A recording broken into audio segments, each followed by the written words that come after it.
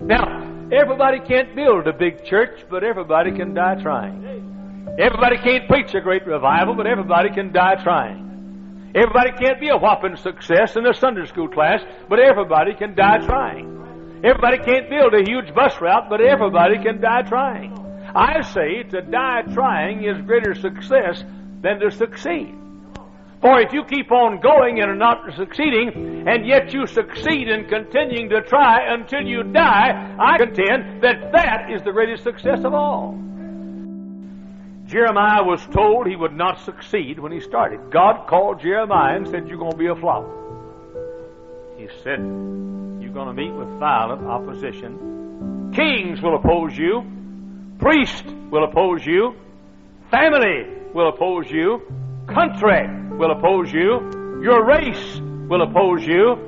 And you're not going to be successful as the world counts success." Jeremiah went to prison. His hometown, Anathoth, threatened to kill him. He was not even allowed for a season in the house of God. He was not even allowed to come to the house of God for a season. He was lonely, misunderstood. He led no great revival. He built no great church. 41 years he preached. Never had a great revival. Never had fire fall on Mount Carmel. Never built a great church.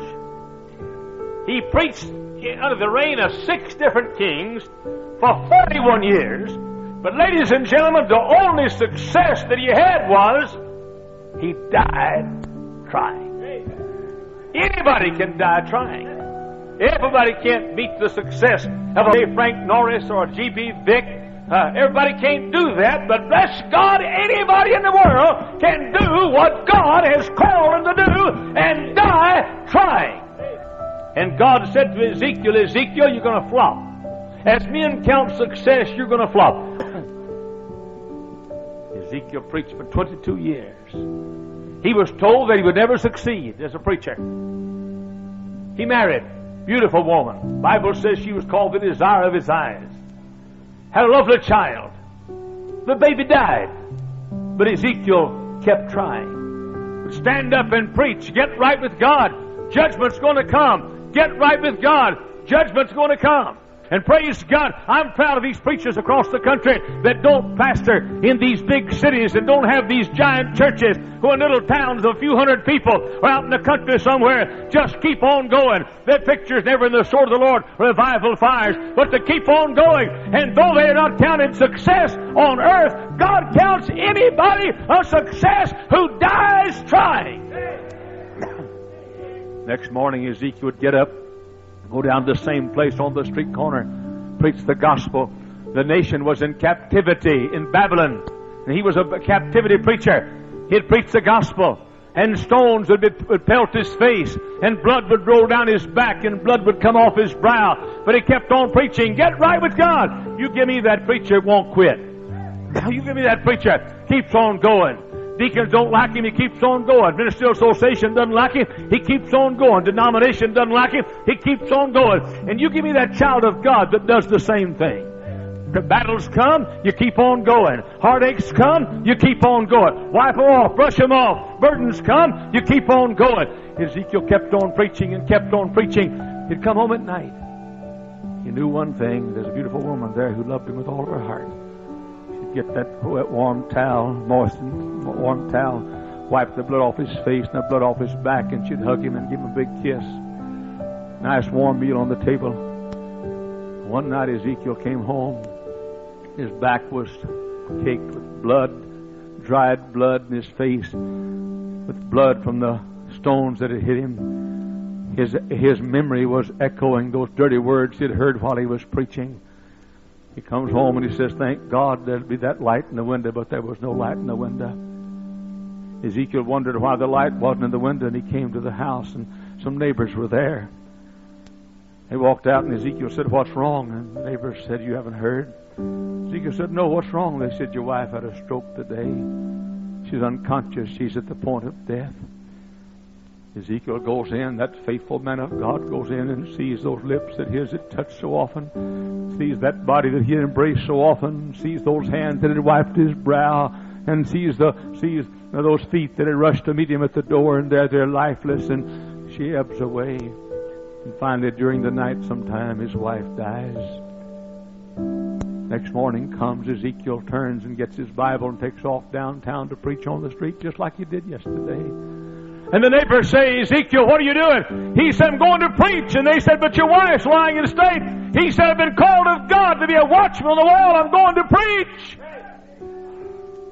But Ezekiel, you know what the custom is. The custom is to have some days of mourning. To cover your face with the towel of mourning and eat the bread of mourning. And the neighbors come and you stay here for several days and they sympathize with you. You know what the custom is? Days of mourning. Ezekiel said, I can't mourn. He said, God's called me and I may not be a success, but I'll die trying. The next day Ezekiel's out on the street corner saying, get right with God, tears rolling down his cheeks, his dear wife lying in a state. Let me tell you something, ladies and gentlemen. You may not can succeed, but you don't have to be a turncoat and turn back. You can keep on trying. And if you get knocked down, get up and try. If you get knocked down, get up and try.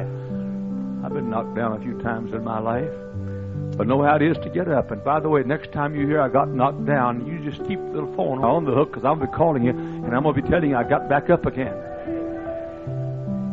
That statement that he made when he got the next morning, went to preach, rings in my ears that even my wife died and I did in the morning as I was commanded. Don't forget that statement. That even my wife died and I did in the morning as I was commanded. Don't forget that statement. That even my wife died, I did in the morning as I was commanded. And even my wife died, I did in the morning as I was commanded. And even I got fired from a job, but did in the morning as I was commanded. And even my baby died, but I did in the morning as I was commanded. And even my baby was stricken with a disease of leukemia, but I did in the morning as I was commanded. And even my husband left me for somebody else, but I did in the morning as I was commanded. And even I found out I had cancer, but I did in the morning as I was commanded. Thank God for those people that keep on trying and keep on trying. And though they never have their picture in the paper of successful great men, they were successful because they died trying. What did Ezekiel do to be successful? Where is the big church he built? Where is the great campaign he held? Where is the great school he founded? What did he do? What success did he have? He had the greatest success known to mankind. He died trying. Isaiah. By the way, I want to say this. It's easier to be faithful and succeed than it is to be faithful trying to succeed. Isaiah, he was called and told he would never succeed. He was warned that the people would not succeed, would not hear his message. For 60 years, I've been pastoring 46 years. For 60 years, he preached under 4 different kings. Never had an increase in attendance.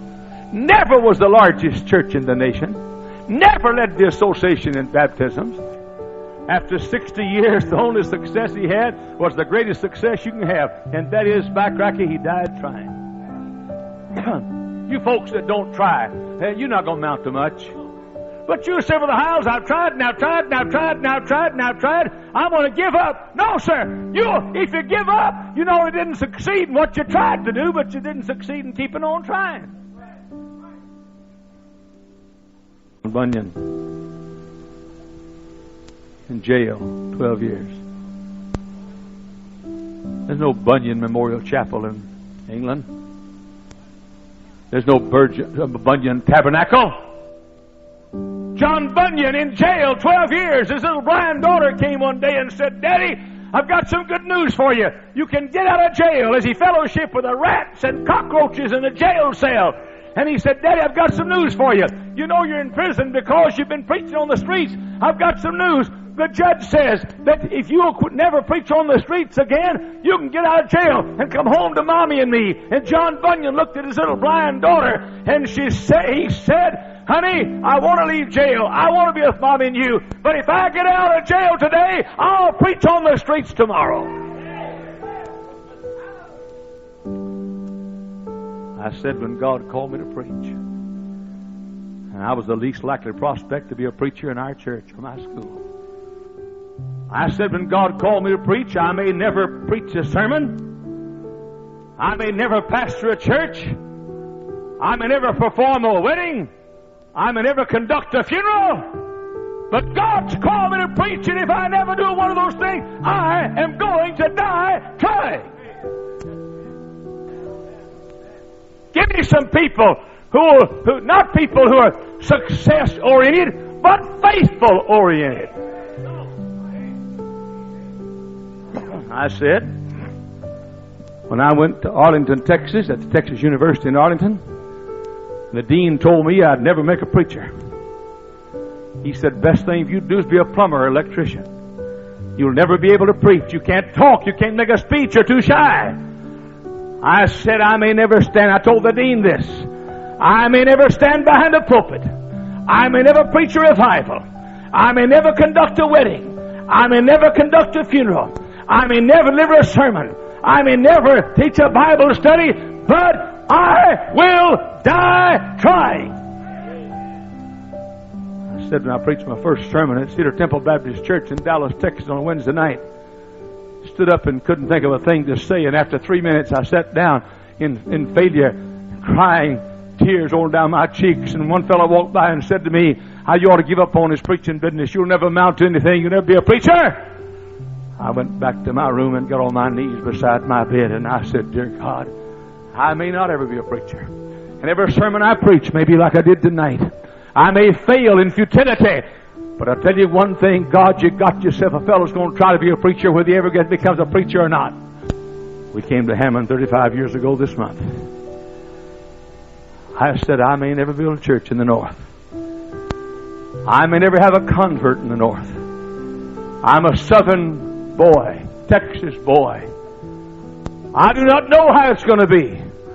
But brother, 35 years ago this month, there's one thing I did know when our car pulled in over there at 8232 Greenwood, where we've lived for 35 years. I knew one thing. I knew that I'd build a church up here, or you would bury me in front of this church, and I'd be trying to the last breath I breathed. You may never reach your goal. And goals, I think, are highly exaggerated. You may never fulfill your dreams, and sometimes I think we dream too much and work too little. You may never see your plans materialize. You may never accomplish your desires. You may die without any great success being attached to your name. But you can die trying. And that, ladies and gentlemen, is the greatest of all successes.